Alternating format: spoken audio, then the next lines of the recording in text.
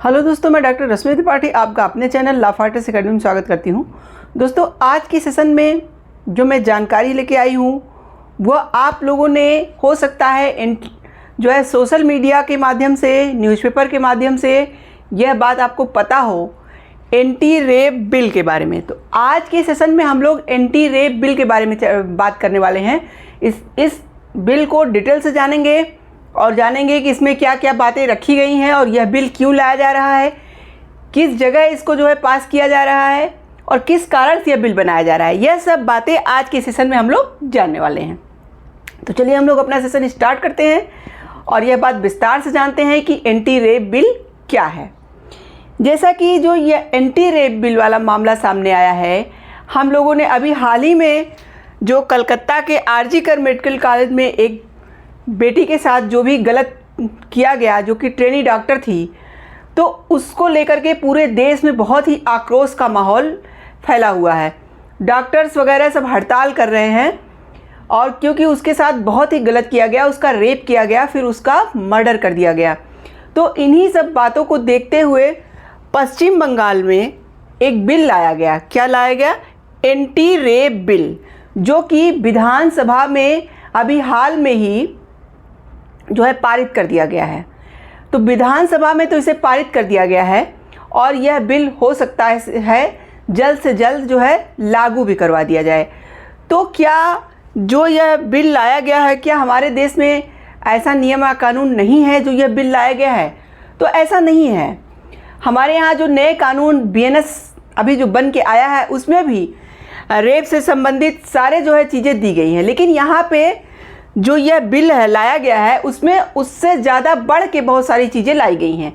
तो चलिए हम लोग एक एक करके देखते हैं और जानते हैं कि क्या पश्चिम बंगाल में जो विधानसभा में अभी एंटी रेप बिल पास हुआ है, क्या उसमें ऐसी नई चीज़ें डाली गई हैं जो हमारे BNS में नहीं है। भारतीय न्याय संहिता जो अभी हमारा बन के लागू हुआ है नया कानून, उसमें मतलब क्या है, उससे भी लोग बोल रहे हैं कि उससे भी यह कानून जो लाया गया है वह अभी कानून तो फ़िलहाल नहीं बना है, अभी जो बिल है वह जो है हमारा BNS में जो भी इसके सज़ा के प्रावधान है उससे ज़्यादा बढ़ के है और उससे ज़्यादा जल्दी न्याय दिलाने वाला है। तो चलिए हम लोग एक एक करके देखते हैं क्या ऐसी नई चीज़ें हैं जो इस एंटी रेप बिल के अंतर्गत लाई गई हैं।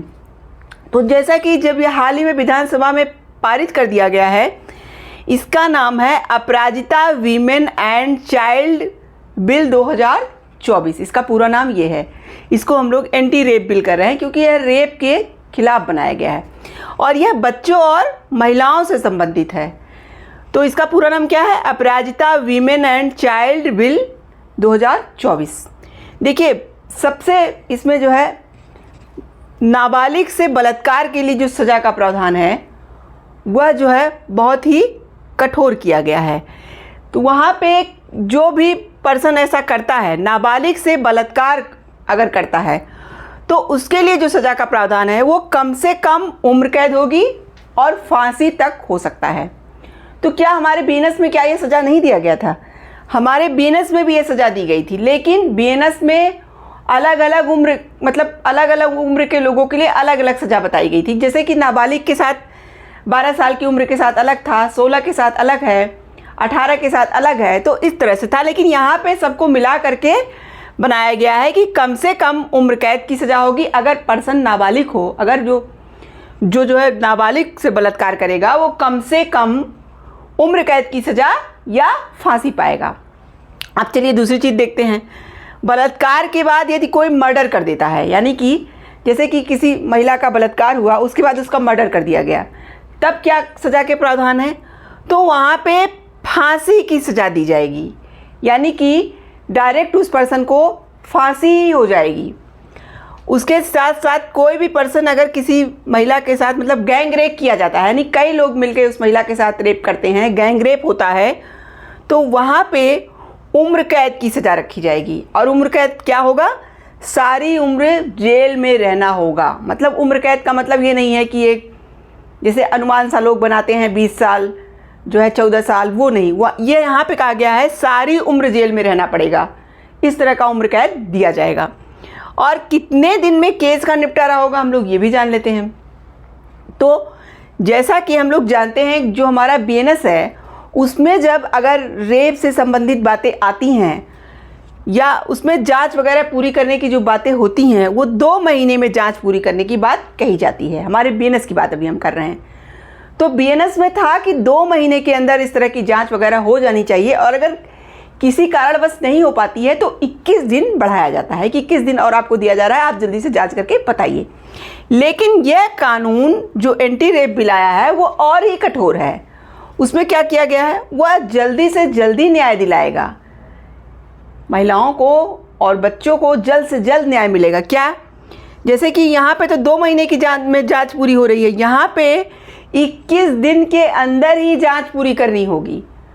और अगर आप जांच पूरी नहीं कर पा रहे हैं तो समय यूं ही नहीं बढ़ा दिया जाएगा, बल्कि कारण बताने की बात की जाएगी, किस कारण से 21 दिन के अंदर जांच पूरी नहीं हो पा रही है। उसके बाद आपको 15 दिन और बढ़ाया जाएगा। यानी कि एंटी रेप बिल में रेप केस में टोटल 36 दिन में मामला निपटाया जाएगा। 21 ये दिन हो गया, 15 दिन बढ़ाए जाने पर, यानी कि कम से कम 36 दिन लगेगा आपके केस का निपटारा होने में। और अब देखिए और नई चीज़ें क्या डाली गई हैं। चौथा, पीड़ित की पहचान उजागर करने की सज़ा। जैसे कोई पर्सन अगर इस तरह की पीड़िता है, उसका नाम वगैरह जो है उजागर करता है बिना जो है कानून के परमिशन के, मतलब अगर जो है इस तरह की परमिशन दे दी गई है जैसे, तो कोई बात नहीं, लेकिन बिना परमिशन के अगर कोई भी ऐसी महिला, पीड़ित महिला का नाम उजागर करेगा तो वहाँ पे उसके साथ उसके लिए भी सज़ा का प्रावधान रखा गया है। बीएनएस में था 2 साल की सज़ा और फाइन। देखिए हमारे कानून में भी जो नया बन के आया उसमें भी इस तरह के सज़ा के प्रावधान हैं, तो वहाँ पे 2 साल की सज़ा और फाइन लगाया गया था। लेकिन यह एंटी रेप बिल जो है वो उससे भी आगे है। तो यहाँ पे क्या किया गया है कि अगर आप किसी भी पीड़ित की पहचान उजागर करते हैं तो वहाँ पे कम से कम 3 साल की सज़ा और अधिक से अधिक 5 साल की सज़ा मिल सकती है, और उसके साथ ही साथ फाइन भी लगाया जाएगा।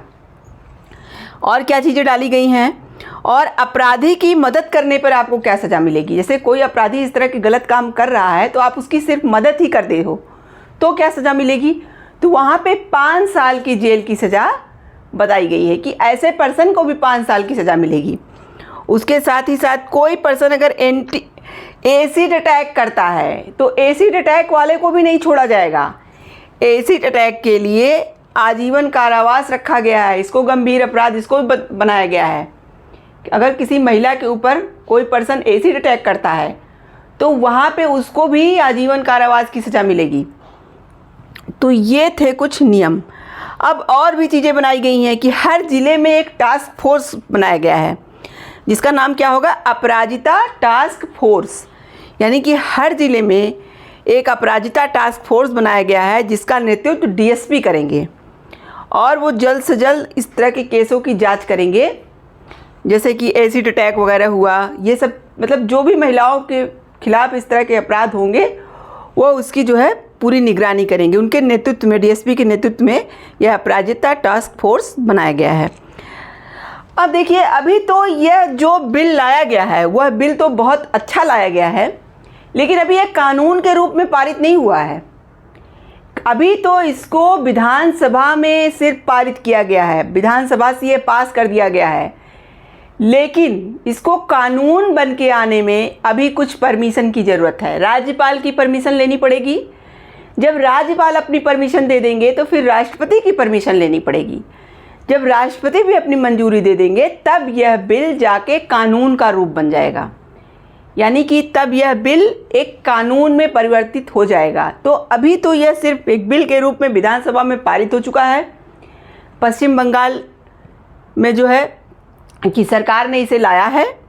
अब देखिए कब तक यह जो है बिल कानून के रूप में आता है, ये तो आगे ही पता चलेगा। लेकिन इसमें जो भी चीज़ें डाली गई हैं मैंने आपको एक एक करके बताई, वो हमारा जो बीएनएस है उससे बढ़ के हैं, तो उसमें कुछ सेक्शन में संशोधन करना पड़ेगा। और जो है, और जो हमारा बीएनएसएस है जो सीआरपीसी की जगह आया है, जो क्रिमिनल प्रोसीजर वाला है, उसमें भी थोड़े से 1-2 सेक्शनों में संशोधन की बात की जाएगी। क्योंकि जैसे हमारा 2 महीने में जांच पूरी करने की बात होती थी, यहाँ पे 21 दिन में ही है। तो कुछ चीज़ें यहाँ पे संशोधित की जाएंगी।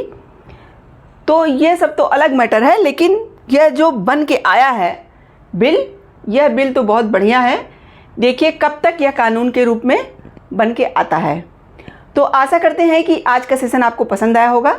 आप मेरे चैनल को लाइक कीजिए, सब्सक्राइब कीजिए, शेयर कीजिए और बेल आइकन को दबाइए, जिससे ऐसे ही नए नए जानकारियों से मैं आपको अवगत कराती रहूं। तो थैंक यू वेरी मच।